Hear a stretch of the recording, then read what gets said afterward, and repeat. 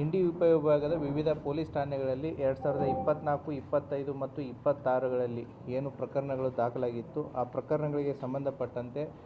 DSP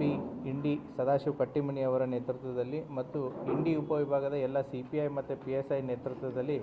ಕಳೆದ 2 ತಿಂಗಳಿಂದ ತಂಡಗಳನ್ನು ರಚನೆ ಮಾಡಿಕೊಂಡು ಪತ್ತೆ ಕಾರ್ಯವನ್ನು ಕೈಗೊಂಡಿದ್ದರು. ಆ ಹಿನ್ನೆಲೆಯಲ್ಲಿ ಇಂಡಿ ಉಪವಿಭಾಗದಲ್ಲಿ ಒಟ್ಟು 20 ವಿವಿಧ ಸ್ವತ್ತಿನ ಪ್ರಕರಣಗಳಲ್ಲಿ 42 ಜನ ಆರೋಪಿತರನ್ನು ಅರೆಸ್ಟ್ ಮಾಡಿ ಅವರಿಂದ ಸುಮಾರು 1,20,04,750 ರೂಪಾಯಿ ಮೌಲ್ಯದ ಬಂಗಾರ, ಬೆಳ್ಳಿ, ಕಳುವಾದಂಥ JCB,